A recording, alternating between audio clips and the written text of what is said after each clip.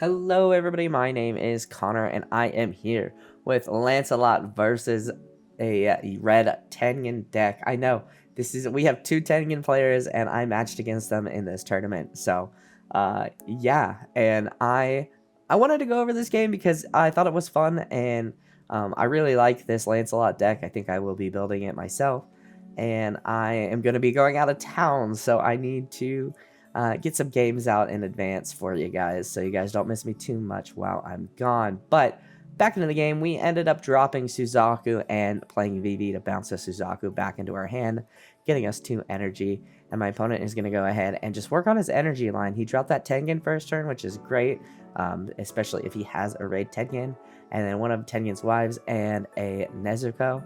And that's basically what I'm doing, is I'm working on getting 6 to 8 energy. I know my raids are 6 energy and 8 energy, and here we have 6 energy. Being able to draw a card off of that double energy Suzaku there, such a good, I love that card so much. I think it's so good, especially if you play it under the, I believe it's the 6 cost raid. That raid card, when killed, does go, the bottom card goes back to your hand if I'm not mistaken. So my opponent gets his 4 energy, playing down that Disguise, a Tanjiro, and then playing down a Rengoku up front, as well as tapping 1 for the raid Tengen. That raid Tengen, pretty strong here. I'm going to be taking 2 life, unfortunately. Swing and nothing. Swing, and we do end up getting our 6 cost raid. And I am thinking about raiding it out, but I think it would make more sense to not raid it out. I want to be able to, and in this way I can raid out both of my Lancelots. I have 8 energy now. Gonna go ahead, play out the 8 cost raid Lancelot, the arguably better Lancelot. I'm gonna go ahead and pop Tengen. And yeah, that one's got impact and damage too, if I'm not mistaken. So really solid Lancelot there.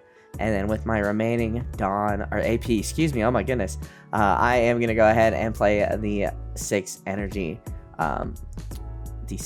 Lancelot there. So it is 5k right now, and that is what I'm explaining to my opponent. It's 5k, but once I go back to my turn, it will drop to 4. So we end up swinging that 5, and he blocks with the Rengoku, and here we are getting the double damage off of the Lancelot, getting a get trigger and getting the special trigger. I was unfamiliar with that special trigger, and I was like, wait, what? And so he was just showing me, yeah, it's a special, and I was like, damn, okay, pass. Like, really unfortunate there that we're gonna end up losing the Lancelot to the unlucky special, but we still have 1 Lancelot, and at this point in time, he does not have any Tengens on the field, which is very nice. So hopefully it'll stay that way, but in a Tengen deck, I'm going to guess probably not. But he's going to take some time to think about what he wants to do. Even though I only have 1 body on my board, I feel like my board is pretty scary. And I don't know, I think my hand is just kind of crazy because I have so many ways to get back to 8 energy or even 6 energy just to be able to raid out the Lancelots. And this deck has so many Suzakus, and that's what Lancelot needs to raid on. So he's going to go ahead and play down one of Tengen's wives up front. I can't remember her name, I'm sorry. And then a Tengen, and then tapping his last AP for a raid Tengen. We are going to be taking at least 1 damage here, if not 2. But he is going to go ahead and swing that 4, but my Lancelot is a 5 right now. I restand my Lancelot forgetting that he can swing again, but we do end up taking, and we get the unit maintenance, being able to draw 1, and we draw into our Varus, which is our special. So honestly, definitely gonna be able to use that special to remove Tengen, just so that I'm the only one with the threat on board. And that's exactly what we're gonna do, making sure I meet all the requirements, because this is my first time playing this deck. Yep, I'm gonna go ahead and remove Tengen, get him out of my way.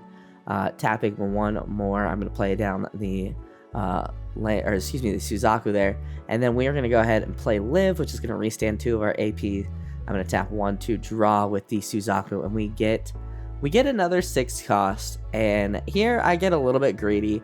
I'm thinking, okay, I could play the 6 cost. I do have, the Lancelots, but I want that 8 cost. I want to find that 8 cost. If I find a mech with unit maintenance, I do get to restand it, and I'm thinking I can find a mech. as we just see, I don't find one of my mechs. I don't find the Lancelot, so unfortunately, yeah, this play was ultimately very greedy. I can grab a character, thankfully, so I am going to grab the Suzaku and Euphemia card that lets me draw a card, just a really, really solid card there.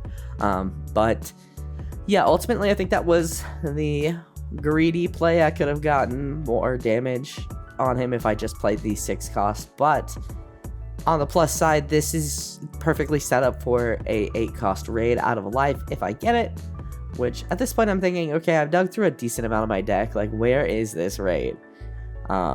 Yeah, I feel like I had a hard time finding my raids in this deck, and I don't think it's the deck's fault. I think I was just kind of an unlucky night, but overall, I mean, I really enjoyed playing this deck, and I do plan on building it. I'm curious how the meta is going to shake out, especially with new sets. Like, I know the Black Clover set looks really cool to me, and it's adding some new mechanics that I'm unfamiliar with. So playing the Tengen, and boom, playing the Tengen again, and this time he does have one of his wives up front, so I do know I gotta take 2 damage.